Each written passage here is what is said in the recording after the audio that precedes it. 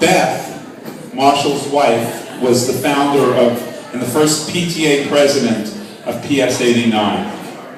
And as the first president, she started something called the Run for Knowledge, which still exists 10 years later. And that school surely had a trials and tribulations.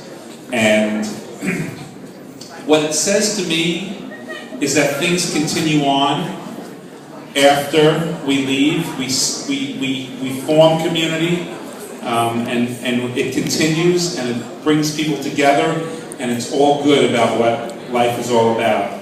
And so Beth and Marshall are a team, and you boys should be very proud of your parents. They involve themselves in commerce, and they involve themselves in community. And I know they speak to a lot of the other leaders in this room, where thousands of children, thousands of parents are brought together by their efforts. Marshall is hard to describe. He's a very, very great organizer. He is an extremely pleasant man. And family has different perspectives. He's extremely dedicated to this community, and he has done some marvelous things on the board of the Little League, which has over 1,000 people, kids, and he has now started a frisbee, ultimate frisbee, and he has started on Pier 25 a youth volleyball program. And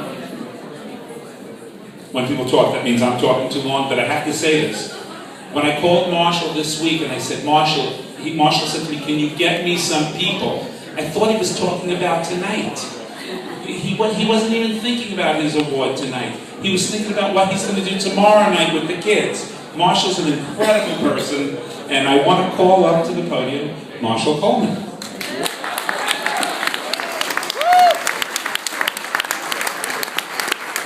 To read this. In its 25th year, Manhattan Youth presents to Marshal Coleman, in recognition of your outstanding dedication to Lower Manhattan youth athletics, especially with your work with the Downtown Little League and Manhattan Youth's Downtown Basketball League, Teen Volleyball, and Ultimate Frisbee. Marshal, your energy, generosity, teach and inspire countless young people to achieve their goals. Ladies and gentlemen, Marshal Coleman.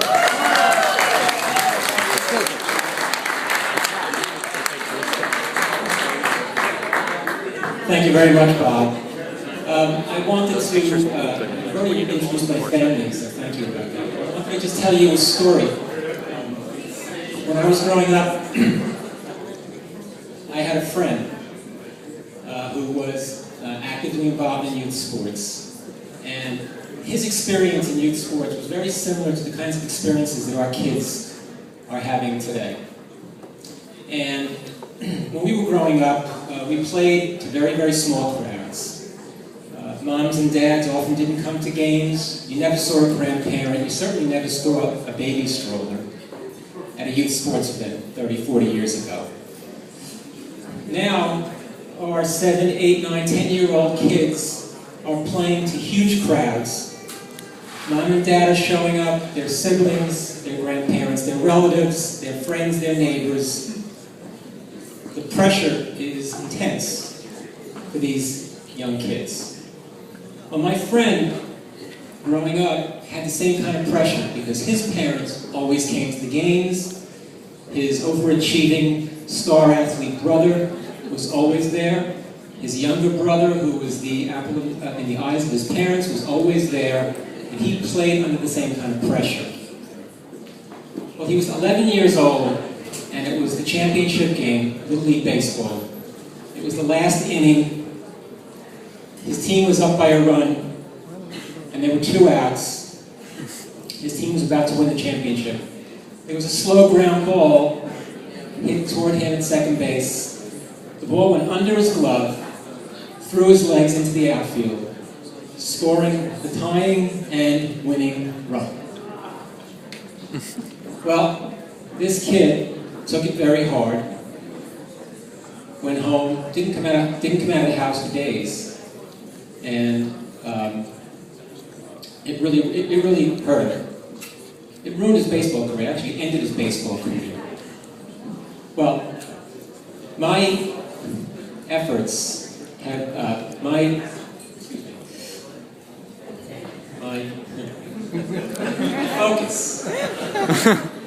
focus has been less about batting averages. It's been less about team standings, less about championship trophies, and it's not about batting practice or fielding lessons. It's really been about teaching our kids life's lessons. So my mission has been to teach kids to respect their coaches, to respect the umpire, to lift their teammates up when their teammates aren't doing well, and hopefully they'll learn something in life. Now, I think that these kinds of values would have really helped my friend rather than killing his baseball career. And so I would hope that through these efforts, the kids who are going to have inevitable failures will be able to use those failures to grow and to become compassionate and productive and good citizens. Thank you very much.